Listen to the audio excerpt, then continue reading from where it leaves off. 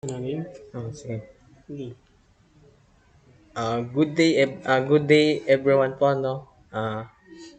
By the way, I am Jeremy Di Manalo, and this is my partner, Wency Babaan po, for the peer-to-peer network connection. So, bago po tayo dumako sa tutorial, ang bakit ano po si peer-to-peer networking po?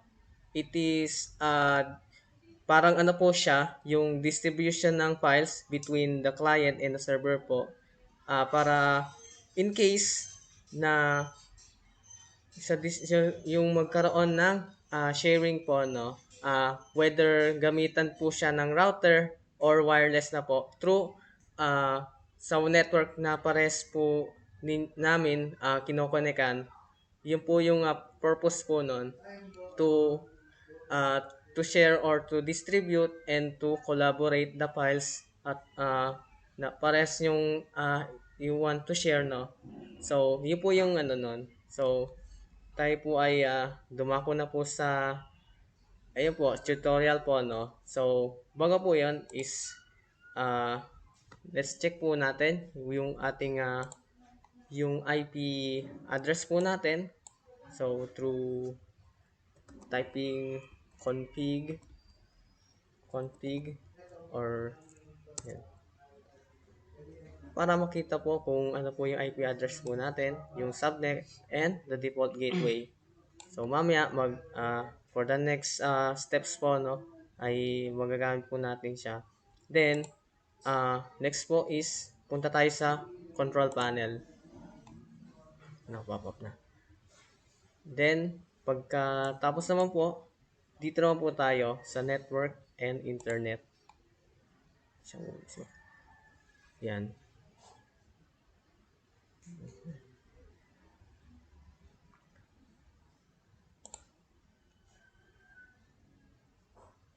So, balik po natin. Pagkatapos po doon is punta po tayo sa Network and Sharing Center. Yan. Tapos ay check po natin or i-click natin po si internet, yung network na kinokonekan po natin. Then, pagkatapos, dako po tayo sa properties. Then, yan. Double click po natin. Ito po, yung Internet Protocol version 4. Yan. Since check natin kung pares na po yung nandito, then is IPv4.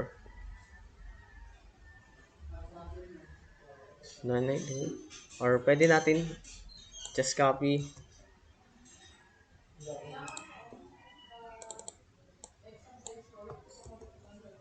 and i-paste na lang po natin. No?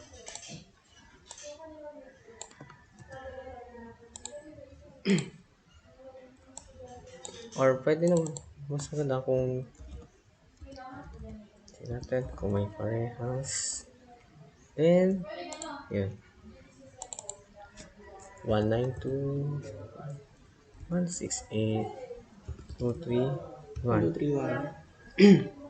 Then, dito naman po sa alternate, ah, depende po sa atin po yan, no? Yes, okay po.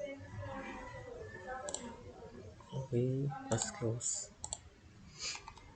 Tapos po is advanced sharing stick na po tayo.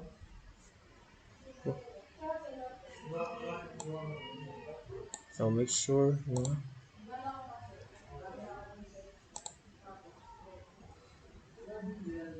Ito po yung sa password protected sharing, para once na i-click natin si file na ina-share sa atin, hindi na po kailangan hingin ng password.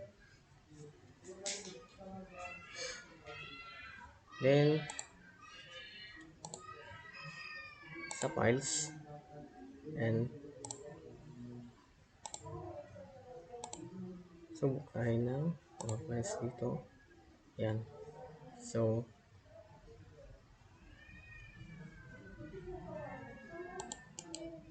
ito si project 1. sharing, then advanced settings.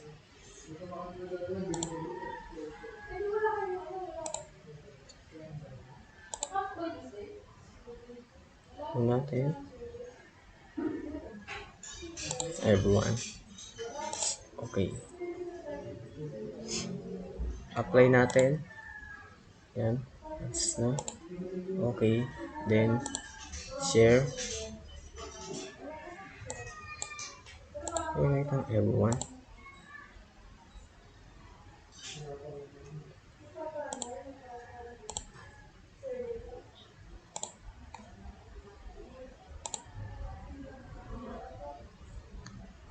Ano mo muna natin? Post mo muna. Scat mo na. Yan. Let's share. Sa networks.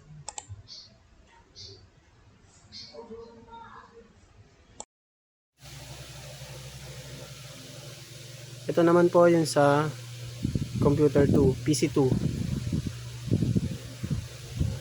Which is same lang din ang gagawin sa PC 1.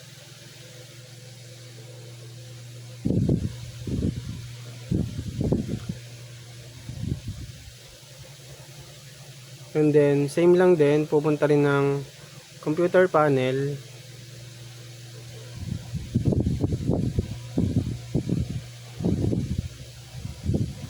Control panel, I mean. And then network and internet. And then network and sharing center. And last is Wi-Fi. And then you see a properties. In properties, you see internet protocol version 4. And then change the IP address and subnet mask, same as the PC1.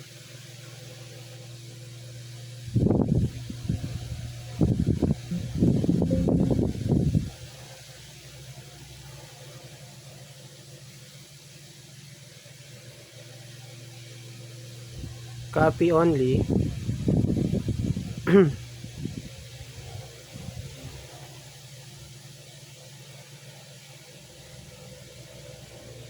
One nine two 168 123 and port 2 and okay.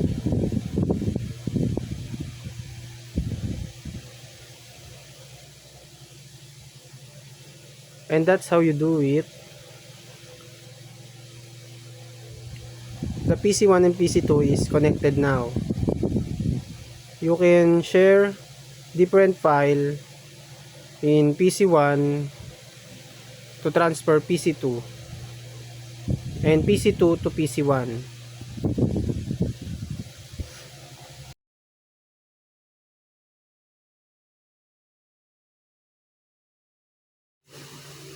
And lastly, to summarize, peer-to-peer networking allows computer to communicate and share resources directly without a central server.